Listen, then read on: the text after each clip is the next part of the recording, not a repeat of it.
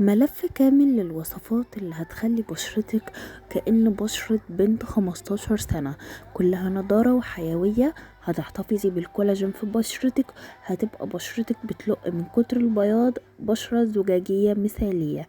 اهم حاجة وانتي بتسمعي الفيديو، اوعي تتوهي في الفيديو وتنسي تعملي لايك وتشتركي في القناة عشان يوصلك كل جديد بنزله، وطبعا تعملي لايك وكومنت لو استفدتي وعجبك الفيديو، وصلي على الرسول عليه افضل الصلاة والسلام. اول حاجة هنعملها، هنعمل وصفة جل الصبار. الوصفة دي بتخلي بشرتك مشدودة وبتلق من كتر البياض، وداعا للتجاعيد والترهلات في الايد، في البشرة، في الجسم. كل اللي هتستخدميه وتحتاجيه المقادير اللي انا هقولك عليها: معلقتين من جل الصبار على معلقة من النشا اللي هي بتاعة الذرة العادية اللي بنستخدمها للحلويات وللأكل. طيب الوصفة بس دي المكونات بتاعتها، هتستخدميها على بشرتك لمدة 15 دقيقة، وبعد كده تغسلي بشرتك كويس جدا. وقبل ما تغسليها ياريت تفركي بحركات دائرية وتقشري الماسك ده من على بشرتك عشان تاخدي احسن نتيجة وتستخدمي كل فوائد الماسك ده. وبجد بيفرق جدا في التجاعيد وترهلات حوالين العين وحوالين الأنف والفم اللي بتلاقيها في بشرتك، وكمان الترهلات أو الخطوط اللي بتبقى في الجبهة وفي الخدود. هتفرق جدا جدا معاكي الوصفة دي. اعمليها 3 مرات أسبوعيا وانتي هتدعيلي. اهم حاجة برضو من بعدها تعملي روتين لبشرتك وترطبي بشرتك كويس جدا. وياريت تعملي اختبار الحساسية، وهو انك تستخدمي الوصفة على ايدك، يعني على كف ايدك كده، عشان لو عندك اي حساسية تجاه اي مكون ما يضرش بشرتك، وتحافظي على بشرتك دايما.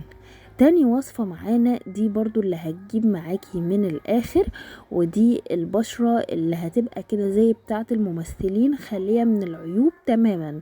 وكمان الوصفة دي تنفع للجسم، تعتبر كده غسول وصنفرة وماسك 3 في 1.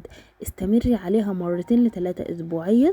كل اللي هتستخدميه 2 معلقة قهوة سريعة الذوبان او النسكافيه بمعنى اصح، 1 معلقة من زيت جوز الهند، 1 معلقة كبيرة من الشاور جل او الشامبو بتاع الشعر، وكمان نص ليمونة هتعصريها كويس جدا. المقادير اللي انا بقولك عليها هتكفي معاكي البشرة والجسم. ومعلقة من الزبادي، وتقدري تزودي الكمية زي ما انت حابة. قلبيها كويس جدا لحد لما يبقى خليط كريمي سهل الفرد على البشرة والجسم. وبعد كده هتفرديه على الوش وعلى الجسم. واهم حاجة في الوصفة دي تعمليها ياريت يعني هو انك تفركي كويس لمدة 10 دقايق، وبعد كده تسيبيها تنشف. الفرك ده بيدخل المكونات جوه بشرتك، بتخلي بشرتك تمتص وتشرب الماسك بسرعة وتستفيد منه على قد ما تقدر، وفي نفس الوقت بتعملي تدليك ومساج للبشرة وللجسم. فبالتالي بتلاقي بعد كده اخدتي اكبر استفادة من الوصفة. فعشان كده بقولك دلكي كويس لمدة 10 دقايق، وبعد كده سيبيه ينشف على البشرة. الوصفة دي مفيدة جدا للجسم، للوجه، لأي منطقة غامقة وحابة تعملي لها نضارة وتفتيح سريع. أهم حاجة استمري عليها 3 مرات أسبوعيا أثناء الشاور الطبيعي بتاعك. وطبعا ممكن تعمليها 2 فقط زي ما انت حابة.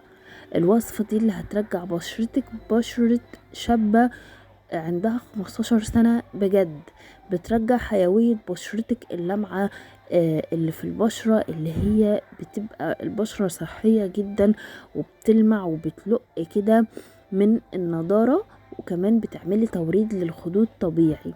هتاخدي 1 بياض البيض ومعلقة كبيرة من بذور الكتان المطحون، بتطحنيه في المطحنة او في الكبة يعني، وتستخدميه في الوصفة بتاعتنا. هتاخدي معلقة كبيرة فقط لا غير. وطبعا الكميات تقدري تزوديها عشان لو هتعملي للجسم وللوش، مع ربع معلقة من الكركم وعصير نصف ليمونة فقط لا غير. قلبيهم كويس جدا مع بعض، وبعد كده لحد لما يبقى خليط كريمي تفرديه على البشرة.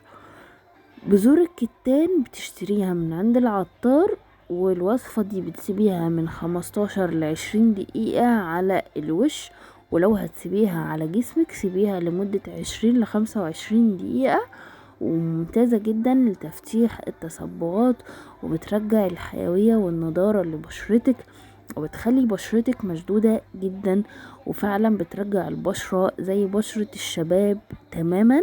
لو انت فوق 20 و30 سنة هتفرق جدا معاكي في حيوية ونضارة بشرتك، وبتاخدي نتيجة فورية من اول استخدام. اهم حاجة الاستمرار على الوصفات الطبيعية عشان تحصلي على النتيجة اللي انت عاوزاها. الوصفة دي كرريها مرتين اسبوعيا زي ما اتفقنا، هتفرق جدا، وهتدعيلي وهترجعي تقوليلي ان دي من احسن الوصفات اللي انت جربتيها على ضمانتي. هتتخلصي نهائيا من الهالات السوداء، هتودعي تجاعيد حوالين العين للأبد، اسفل العين هيبقى حيوي ومشرق بالظبط زي بشرة الأطفال. هتنسي الهالات السوداء والتجاعيد خالص، كأنك عمرك ما سهرتي في حياتك أبدا. وبجد الوصفة دي هتدعيلي عليها، وعايزة أقولك مفعولها جبار. هتاخدي صفار البيض اللي احنا سيبناه من الوصفة الأولى، وكمان هتستخدمي نسكافيه، معلقة كبيرة من النسكافيه مع الحليب البودرة، قلبيهم كويس جدا مع بعض، وبعد كده حطيهم حوالين العين، وممكن كمان تستخدمي حوالين